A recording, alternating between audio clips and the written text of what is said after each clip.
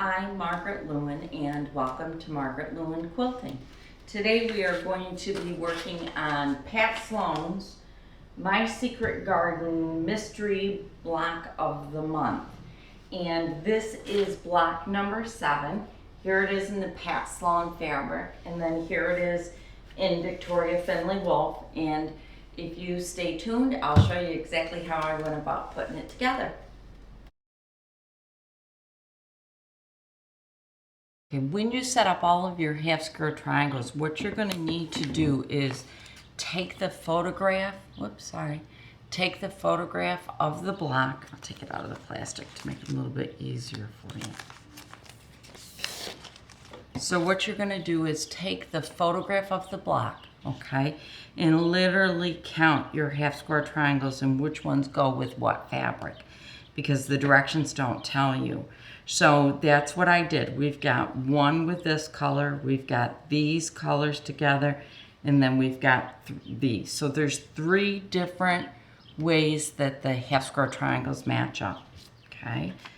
Now you can see I've got my set here. I think they're close to all being on camera. But this is my wrong side of my matching half square triangle. And I'm going to take my ruler. Now this is my 4.5-inch ruler, and it's a Creative Grids ruler, and I'm putting a piece of paper behind it so you can see it. So what I'm going to do is I'm going to line up right here. This diagonal line, which is also your 45 degree line, is going to match up right down the side of the fabric. So let me put my fabric on here for you.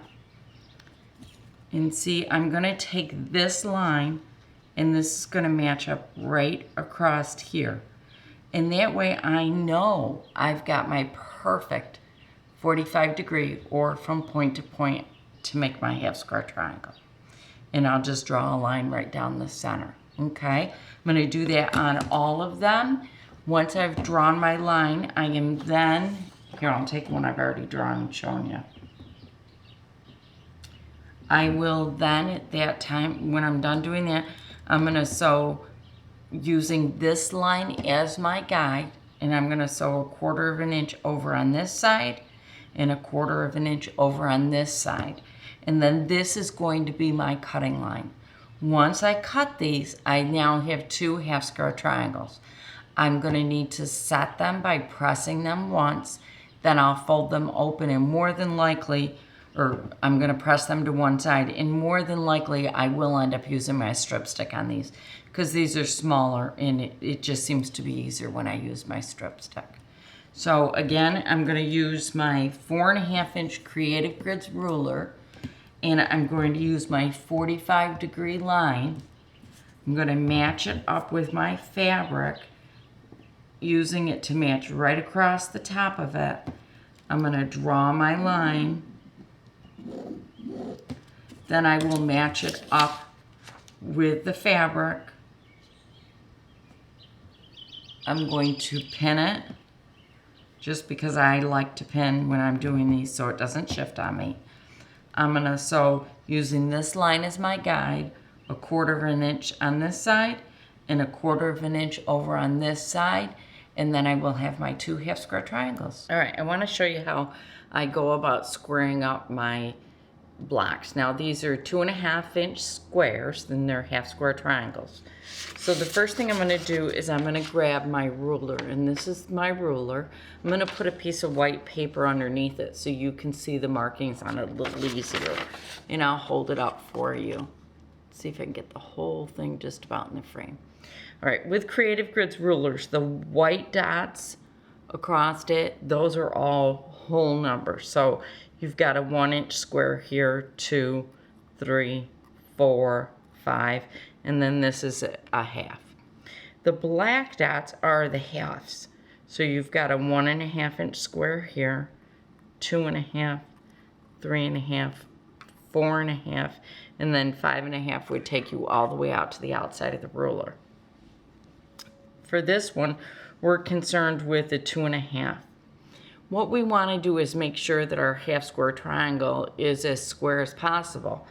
Well, it's a half square triangle, and if you draw a line diagonally on the 45 degree, you're going to get exactly 1/2 of that 2.5 inch half square triangle. So you can see right here, I've got this great line that's going to help me to line this up perfectly.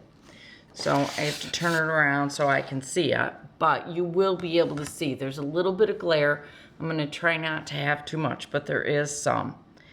So if I lay my piece down, you can see that I want to line this up perfectly. Now right here is my 2.5 inch. And that's why I've said to you how important it is to square these things up. So you can see from here, it's much larger than a 2.5 inch square that we need. So we've got to square this up. So when I go to square these up, the first thing that I do is I make sure that my 45 degree line, which is right here, follows that exact fold that I've got. And I put my fold to the outside. I want it this way because I'm gonna cut like this, okay? So I want that bump out there my first time. So I've lined this up perfectly, and I know that I've got a little bit of extra fabric on every single side. So now I'm going to take my rotary cutter and I'm just going to go across and across.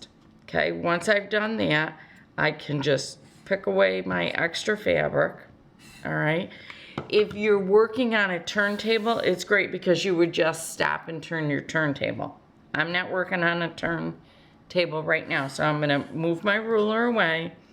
I'm gonna turn it around, and remember, this is where we've already squared up. So I'm just gonna pick my ruler up, set it right back down. Now when I line it up, I'm lining up my 45 degree, I'm lining up my left side down and my bottom across. So I'm just making sure that I'm just on the edge of all of my fabric. Make sure I didn't lose any of my 45, and then I'm going to just square it up. There's one down and a few more to go. So that's how you go about squaring up a block. All right, here we go. So this is the second colorway. This is Victoria Finley Wolf. Here's the pattern. And I think how I'm gonna handle it is in 3 rows. So here will be 1 row. This entire section here will be the 2nd row, and then this is the 3rd. But in order to get to the point that I've gotten rows, I've gotta start putting it together into groups. So I think the first thing that I will do is these 3 first, then put these 4 together, then add these 2, then add that. I'll do the exact same thing over here. Now I come to the more difficult section. So I think what I'll do is exactly what I did with this. I'll put these 2 together first, then these 4, then group that all together. Do this exact same thing over here.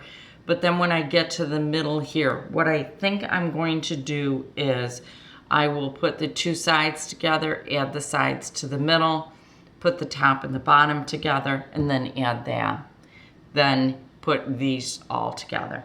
So I believe that's how I'm gonna do it. If for some reason I end up doing a little bit different, I will show you on the second block. But for this block, that's how I'm gonna put this one together. I may put Pat Sloan's fabric together in a different manner just so that we can compare them and see which one works the actual best. I wanna go through the initial pressing of this before I go any farther. When you go to press this, when anything is coming together, like these 2 blocks right here, when you've got 2 half square triangles that are gonna come together to do like a flying geese, which is what this would be if it was all alone, what you have to do is stagger them. So what I did was I pressed half of them to the red and half of them to the green. So therefore what happens, and you can see this one is pressed towards the green, this one's pressed towards the red. When I take them to put them together, what will happen is my little seams will nest very, very nicely. So it will help to keep my points really well. So I'm going to start putting this together, and like I said, it goes together a little bit funky, not in anything bad other than the fact that what you're doing is moving blocks around constantly. So you'll see me grabbing from here, and then I may grab from here, and then, so anyhow, I just grabbing all over. I'm going to turn some music on for you, and I'm just gonna start sewing. So here we go.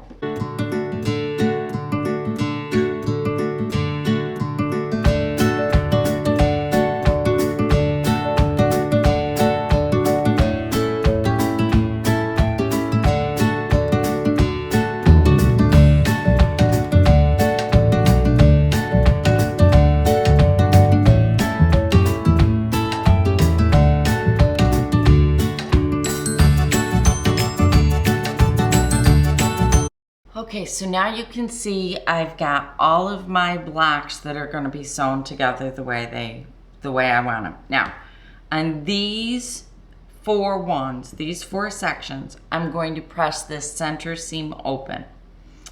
On this seam, I am going to press it to the green right here. So if I'm going to press that one to the green, then this one I need to press to the red. This one I need to press to the outside. So what I'm doing is creating a situation where all of my seams will nuzzle up next to each other really nicely. So I'm going to use my strip stick and go get these four sewn open. Then I'll press these around here. Then I'll press these around here, and then that way I can come back and lay it all back together again so that it sews together perfectly. So I'm going to turn these over so that you can see what I've done, okay? So all of the squares, the very outside row, center is pressed open, outside ones are pressed out. The next row down, they're pressed in. Now we've got this one pressed open.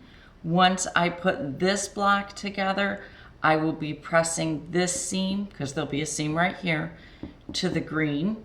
Same thing here, same thing here. So what I've tried to do is keep the pressing consistent all the way around so that it's easier to manipulate. So now that I'm ready to start sewing, how I'm going to sew this one, get it all turned right for you, is I'm going to sew these together, this to this, this to this. I'll sew this to this, then add these.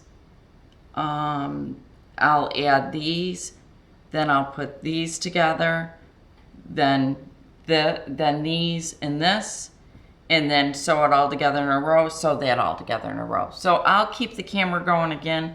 I'll turn the music on and speed it up and show you exactly how I put it together. This time I will be pinning though. So time to get the second camera going, and here we go.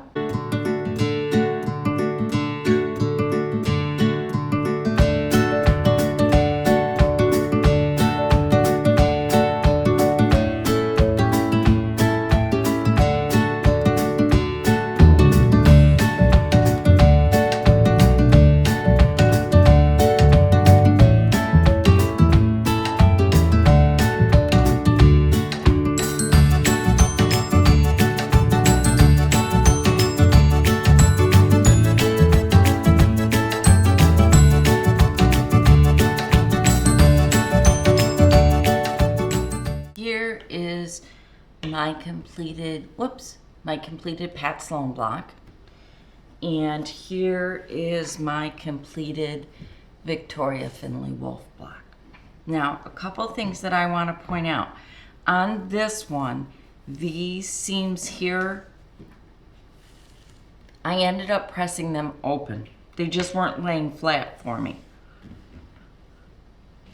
And on this one, you can see the way I got a little bump there. I basically pressed the entire thing. The biggest thing with this one, this entire block, is When you do your half square triangles and you put them together here so that they're forming the star, you have to make sure that one is pressed one way and the other one pressed the other way. Because if you don't, you can't get those seams to nuzzle up together. And that's really important to keep this block laying as flat as possible.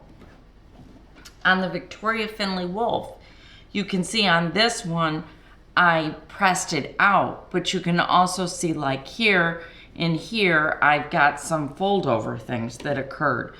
That's one of the reasons why I'm very happy to be making 2 of these blocks, because I'm basically doing a test block every single time. So this is the back side. I'm not really thrilled with the way the back of this one came out, only because I did it first and I've got a couple of fold overs, but it'll be okay in the end when I go to quilt it. This one, I'm much happier with my points and the way everything turned out. So there are the 2 blocks for July. So I hope you enjoyed my step-by-step tutorial on how to make block number 7 for Pat Sloan's Mystery Block of the Month. Again, this is Pat Sloan's fabric. This is Victoria Finley Wolf's. We have done 7 blocks so far, and block 8 came as a freebie with block 7. So I will try to get that video up just as soon as I possibly can. In the meantime, I wanted to explain to you what this little glimpse is over here. This is a honey pot that I did hand embroidery work with, and this is a project that I have been working on slowly, obviously, because of my trip to Alaska, but I am getting through them. There are a total of 6 hand embroidery pieces, and this is the first of the 6. So I hope you join me for that as soon as we are ready to get that one going. So thank you so much for joining me today. Please, if you haven't already, subscribe to my channel. And if you like this video and would like to see more tutorials, please do give it a thumbs up so that I know this is the type of material you're looking for. So again, thanks so much for joining me, and I hope you have a great weekend.